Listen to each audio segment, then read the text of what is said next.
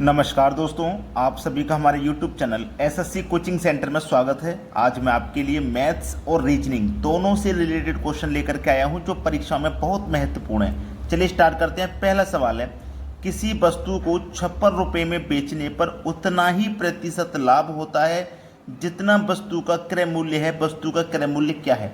आज मैं आपके लिए एक ऐसा ट्रिक बताऊंगा कि आपको कोई फॉर्मूला याद रखने की जरूरत नहीं है। ठीक है, चलिए। हमारे पास 56 रुपये में हम वस्तु को क्या कर रहे हैं, बेच रहे हैं। 56 रुपये के आप ऐसे फैक्टर करने हैं आपको जिनके बीच का अंतर 10 आए। जैसे कि 14 चौके 56 होता है। आप 56 के और भी फैक्टर कर सकते हैं। 56 के और भी फैक्टर जैसे 7 अट्ठे 56 होता है। ठीक है, कोई और भी फैक्टर 56 के हो सकते हैं। ठीक है, कोई और फैक्टर जैसे 28 दुनिया का 56 होता है, ये भी हो सकता है। लेकिन आपको इनसे मतलब नहीं है, आपको उस फैक्टर से मतलब है जिनके बीच का अंतर 10 आ जाए, उससे मतलब है। ठीक है, तो हमारे पास 14 गुने 4 का अंतर 10 है। तो याद रखिएगा, जब वो पूछे आपसे क्या करना है, जब वो आपसे पूछे कि वस्तु का क्रय मूल्य है तो वस्तु का क्रय मूल्य क्या है, जितना वस्तु का क्रय मूल्य है तो वस्तु का क्रय मूल्य क्या है। अब यहाँ पे आपको देखना क्या है, किसी वस्तु को 56 रुपये में बेचने पर उतना ही प्रतिशत लाभ हो रहा है। देखिए क्या हो रहा है, लाभ हो रहा है। याद रखना जो मैं आपको बताने वाला हूं, लाभ हो रहा है। जब लाभ होगा ना, तो जो फैक्टर की छोटी वाली संख्या है, जो फैक्टर की छोटी वाली संख्या है, छोटी वाली संख्या 4 है, इसके आगे एक 0 बना दो, बस यही आंसर है। पहला ऑप्शन सवाल का सही जवाब। जब लाभ कहा गया है तो छोटी संख्या के आगे 0 लगाना है, और जब हानि कहेगा तो बड़ी संख्या के आगे 0 लगाना है। बात समझ में आ गई? अब देखते हैं अगला सवाल। अगला सवाल है, एक पुस्तक को 75 रुपये में बेचने पर उतना ही प्रतिशत लाभ होता है जितना की पुस्तक है। पुस्तक का क्रय मूल्य क्या है? देखो, 75 रुपये में बेच रहे हैं तो आपको ऐसे फैक्टर करने हैं जिनके बीच का अंतर क्या आ जाए, 10।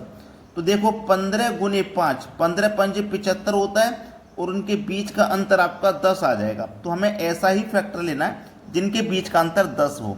बोला क्या गया है, लाभ। जब लाभ की बात है तो मैंने क्या बोला, छोटी संख्या के आगे आप 0 लगा देना।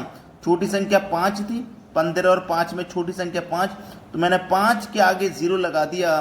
तो ये मेरे सवाल का बिल्कुल सही जवाब हो गया, डी ऑप्शन। तो पुस्तक का क्रय मूल्य क्या है, 50 रुपया है। चलिए आज देखते हैं अगला सवाल। अगला प्रश्न है, किसी वस्तु को 25 रुपये में बेचने पर उतने ही प्रतिशत की हानि होती है जितनी वस्तु की लागत है। वस्तु का लागत मूल्य या क्रय मूल्य क्या है? कितने रुपए में बेच रहे हैं, 25 रुपये में। हमने क्या बताया, आपको ऐसे फैक्टर करने हैं जिनका बीच का अंतर क्या आ जाए, 10 आ जाए। तो 5 गुने 5 आपका 25 होगा। तो 5 और 5 को जब आप जोड़ोगे तो 10 आ जाएगा। आप घटा करके 10 लेकर के आइए, चाहे जोड़ करके लेकर के आइए, लेकिन 10 आना चाहिए। ठीक है, यहां पे हम जोड़ करके 10 ला रहे हैं। पहले के 2 क्वेश्चन देखिए, उनमें घटा करके ला रहे थे। तो चाहे घटा के आए 10, चाहे जोड़ के आए, लेकिन 10 आना चाहिए। तो आपसे पूछा है, क्या कहा, यहाँ पे हानि की बात हो रही है भाई यहाँ पे। अब यहाँ पे जब हानि की बात है तो मैंने क्या बताया, बड़ी संख्या के आगे 0 लगाएंगे। लाभ होगा तो छोटी संख्या के आगे, और हानि होगा तो बड़ी संख्या के आगे। लेकिन यहाँ पे तो दोनों सेम संख्या, तो किसी के भी आगे आप 0 लगा दो। ठीक है, 50 रुपये, ये आपके सवाल का बिल्कुल सही जवाब है। वस्तु का क्रय मूल्य क्या हो जाएगा, 50 रुपये हो जाएगा। चलिए अब देखते हैं अगला सवाल। अगला प्रश्न है, एक दुकानदार ने कोई सामान 21 का बेचा और उसको बेचने पर उतने ही प्रतिशत की हानि हुई जितने का वो सामान था। सामान का क्रय मूल्य क्या है? 21 में बेचा, हानि की बात बोली है उसने, इस प्रश्न में हानि हुई। तो आपको इसके क्या करने हैं, फैक्टर। तो 7 गुने 3 21 होता है, और 7 और 3 को जोड़ेंगे आप तो क्या आ जाएगा, 10। ठीक है, अंतर दोनों का 10 है। चाहे जोड़ के 10 आ जाए, चाहे घटा के 10 आ जाए। तो हानि की जब बात है तो मैंने क्या बताया कि बड़ी संख्या के आगे 0 लगाना है। तो बड़ी संख्या आपकी 70 है। ठीक है, ये आपके सवाल का बिल्कुल सही जवाब है। अगला प्रश्न है, रजत अपने कार्यालय से कैंटीन के लिए सीधे 12 मीटर चलता है, फिर बाएं मुड़कर 2 मीटर चलता है, फिर से वह बाएं मुड़कर सीधे 12 मीटर चलता है। वह अपने कार्यालय से कितनी दूरी पर है, ये पूछा गया। देखिए, मैं मान लेता हूं कि रजत का जो कार्यालय है वो ये रहा।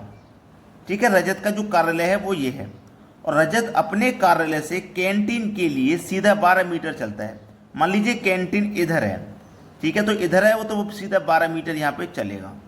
ठीक है, ये कार्यालय है और ये कैंटीन के लिए 12 मीटर चलता है। फिर बाएं मुड़कर 2 मीटर चलता है। बाएं का मतलब इधर जब कोई व्यक्ति चल रहा है तो बाएं मतलब लेफ्ट में मुड़ेगा, इधर मुड़ेगा, है ना, इधर मुड़ेगा। तो इधर कितना मुड़ेगा, 2 मीटर मुड़ेगा, 2 मीटर चलता है। फिर से बाएं मुड़कर, यानी कि इधर जब 2 मीटर चला तो वो फिर से बाएं मुड़ा, बायां मतलब लेफ्ट में मुड़ा, बायां मुड़ा और बाएं मुड़कर सीधे 12 मीटर चलता है। तो सीधे 12 मीटर चलता है तो मतलब यहीं पे आ जाएगा, वो 12 मीटर चलेगा, क्योंकि ये वाली दूरी 12 थी, फिर 2 मीटर चला, फिर 12 चल के यहाँ पे आ गया। तो वह अपने कार्यालय से कितनी दूरी पर है, भाई ये उसका कार्यालय है और इस समय वो यहाँ पर है, तो ये जो दूरी है वो कितनी है, जब ये 2 मीटर की है तो ये दूरी भी तो 2 मीटर की हो जाएगी, सवाल खत्म। डी ऑप्शन सही जवाब है, वह अपने कार्यालय से 2 मीटर की दूरी पर है। चलिए अब देखते हैं अगला प्रश्न। अगला सवाल है, यदि 841 बराबर 3, 633 बराबर 5, 425 बराबर 7 हो तो 217 बराबर क्या होगा। बहुत अच्छा सवाल है, देखिए कैसे करेंगे आप। 841 से आपको 3 बनाना है, 841 से आपको 3 बनाना है, तो आप देखिए इसमें क्या कर सकते हैं। वैसे तो मैं बता रहा हूँ, अगर मैं आपको खुद से करने के लिए ये सवाल दूंगा ना तो आपको बहुत समय लग जाएगा, हो सकता है फिर भी इसके लॉजिक तक आप ना पहुंच पाए। देखिएगा आप करोगे क्या, जो पहले वाली संख्या है ना 8, इसको लिखोगे, 8 को लिख लिया। ये दूसरी वाली संख्या है 4, इससे आप डिवाइड दोगे, ठीक है, और जो लास्ट वाली संख्या है 1, 4 से हम डिवाइड देंगे और लास्ट वाली संख्या है 1, इसको जोड़ देंगे, ठीक है, और बराबर 3 के ये आ जाएगा। देखो 4 से कटाऊंगा 8 को 2 बार में और प्लस कर दूंगा 1, तो ये 3 ही तो हो गया। समझ में आया ना। तो आपको क्या करना है, जो पहली संख्या 6 है उसमें डिवाइड दे देना है दूसरी संख्या से और तीसरी संख्या को जोड़ देना है। तो तीसरी संख्या को मैं जोड़ दूंगा और देख लेना ये 5 के बराबर आ जाएगा। देखो 3 दूने का 6 कट जाएगा, प्लस कर दूंगा 3, तो देखो ये 5 के बराबर आ गया। ऐसे ही देखो पहली संख्या में डिवाइड दे देना है दूसरी संख्या 2 से और तीसरी संख्या 5 को जोड़ देना है, देखो 7 के बराबर आ जाएगा। 2 से कटा दो 4 को 2 बार में, प्लस कर देंगे 5, देखो 7 आ गया। बिल्कुल यही लॉजिक यहाँ लगा दो, पहली संख्या 2 है, इसमें डिवाइड कर देना है 1 से और जोड़ देना है 7। तो 1 से 2 में डिवाइड करूंगा तो 2 ही आ जाएगा, प्लस कर देना है 7, 2 में 7 जोड़ेंगे, आंसर आ जाएगा 9। ठीक है, आंसर आ जाएगा 9। डी ऑप्शन सवाल का सही जवाब है। अगला सवाल है, यदि आज रविवार है तो आज के बाद 59वां दिन कौन सा दिन होगा। 59वां दिन है ना, तो इस 59 को क्या करेंगे, 7 से डिवाइड करेंगे, क्योंकि एक हफ्ते में 7 दिन होते हैं, 7 के बाद में फिर वही दिन रिपीट होने लग जाते हैं। तो मैं इसमें ये देखूंगा कि कितने सप्ताह इसमें बन रहे हैं। तो ये 7 अट्ठे 56 कट जाएगा, मतलब 8 सप्ताह इसमें बन रहे हैं। 59 में से 8 7 अट्ठे 56 कट गया, तो शेष कितना बचा, 3 शेष बचा। उसने बोला था आज रविवार है, आज रविवार है, तो ये 7 अट्ठे 56 8 हफ्ते बन रहे थे, इसको तो मैं अलग कर देता हूँ। वो जो 3 शेष बचेगा इसी को जोड़ना है, जो शेष बचता है इसी को जोड़ना है। रविवार में जोड़ेंगे सोमवार, मंगलवार, बुधवार, यहाँ कौन सा दिन आ जाएगा, बुधवार का दिन आ जाएगा भाई, यानी कि सी ऑप्शन है सवाल का सही जवाब। अब देखते हैं अगला सवाल। अगला प्रश्न है, लुप्त संख्या ज्ञात करें। देखो आपके पास एक सर्कल है, लुप्त संख्या ये रही, यहाँ पे 9 है, 13 है, 22 है, ये संख्या पता करनी है। तो देखिएगा ये 9 है, 9 से आप आ गए हो 13 पे, तो 9 से जब 13 पे आए तो आपने क्या काम किया, 4 को ऐड किया, है ना। फिर देखो 13 से आप आ गए 22 पे, जब 13 से जब आप 22 पे पहुंचे तो आपने क्या देखा कि आपने 9 ऐड किया है। अब यहाँ 22 से जब क्वेश्चन मार्क पे पहुंचेंगे तो 22 में कितना ऐड करके पहुंचेंगे।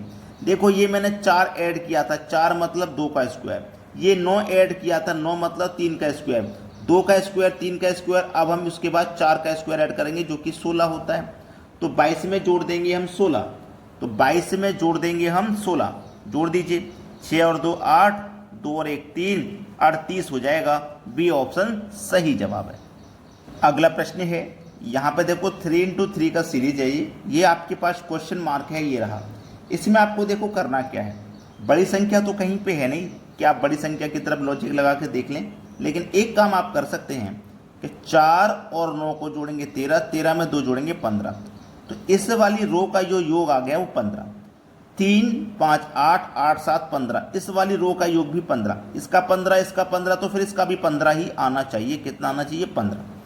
8 और 1 9, 9 में कितना जोड़ें कि 15 आ जाए? आप बोलोगे सर 6 जोड़ेंगे 9 में 15 आ जाएगा, तो देखो 6 मेरा बी ऑप्शन में है, ये बिल्कुल सही जवाब है। चलिए अब देखते हैं अगला सवाल। अगला प्रश्न है 9, 4, 20, 8, 5, 12, 7, 6 क्वेश्चन मार्क। ठीक है, 4 ऑप्शन भी हैं आपके पास। दोस्तों ये सवाल मैं आपको होमवर्क के लिए देता हूं। ठीक है, आप सभी इसका आंसर मुझे कमेंट बॉक्स में बताना क्या आ रहा है। सभी के लिए ये क्वेश्चन होमवर्क है।